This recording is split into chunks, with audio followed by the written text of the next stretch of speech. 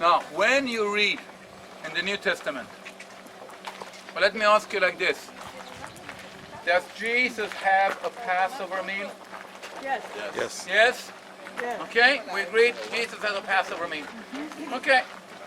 Now, if I open up the Gospel of John, chapter 18, and it's written like this, they bring Jesus to Pontius Pilate, but they themselves did not enter the praetorium because they did not want to be uncleansed before Passover. There is a mistake in the New Testament. How can you say no? Explain it. There are 2 Shabbat. Right? How can we explain it? Or Jesus has a Passover meal, so the Passover has to be before he's crucified, or the Passover is going to be later. Right? There's a mistake over here. Now, nobody could explain this. And then you find the scrolls over here, and you found that there was a group of people that had their own calendar. Right? The Jewish calendar is built on the moon, just like the Muslim calendar, which means that every month is 29 or 30 days long, which means that the year is 11 days too short. So what are we having? Every third, every fourth year, there is an extra month. That's why you never know when it's going to be Easter or Passover or whatever. You know when it's going to be Christmas, you never know when it's going to be Easter and Passover. And there was a group of people that said, hey, this is stupid. We should have a sand calendar, 365 days a year, and everything will be organized. Now, if you have the wrong calendar, you can't belong to the community.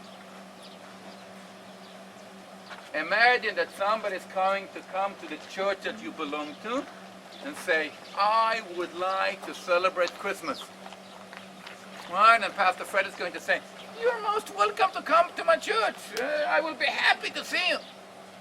And then the person is going to say to Pastor, yeah, but I would like to celebrate Christmas on the 22nd of December.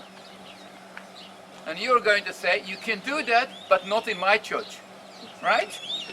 You want to celebrate Christmas in my church, you better come on the right date. If you have the wrong calendar, you cannot use the temple.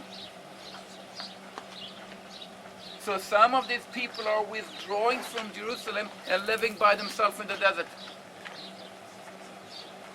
Now this group, the Essenes, they are a bunch of fanatics, very strict. And among other things, they said like this. Well, let me start like this. If you worship Baal, remember Elijah and the prophets of Baal? If you worship Baal, you would have all kind of, orgies happening at the temple. All kind of sexual rites happening at the temple.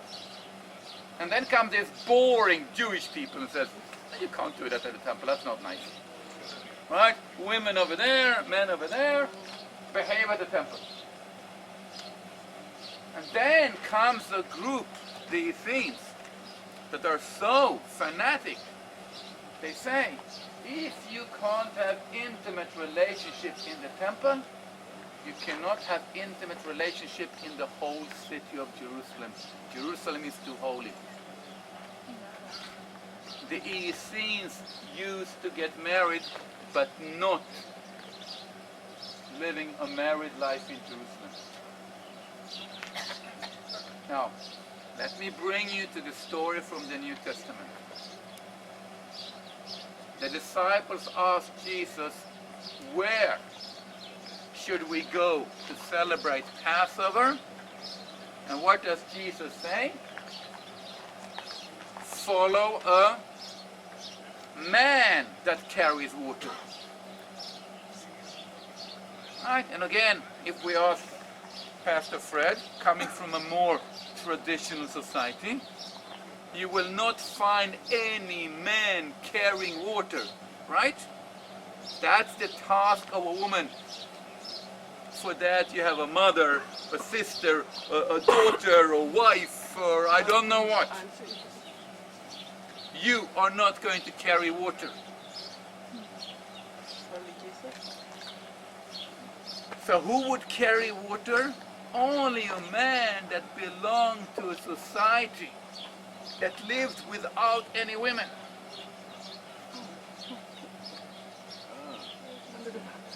So what I'm trying to say,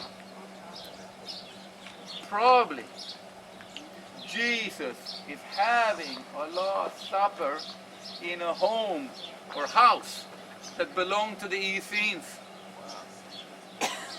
According to the calendar of the Essenes. So when Matthew, Mark, and Luke are talking about that Jesus have a Passover meal, they are right. Because they had the Passover meal, but according to the calendar of the Essenes. And when John is talking about that Passover is only going to be on Friday, he's also right. Because he's talking about the calendar that the majority of the people are following.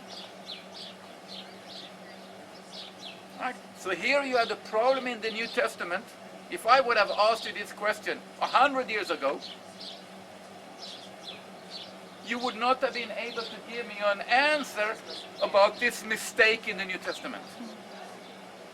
Huh? Today, after finding the scrolls over here, we can give you a logic explanation. Yes, there was more than one Passover. There were two Passovers because there were two calendars. So again, our knowledge about the New Testament, understanding the life of Jesus and his disciples, becomes much, much bigger because of the scrolls that were found over here. Okay? Let's go and see it a little bit. Follow me.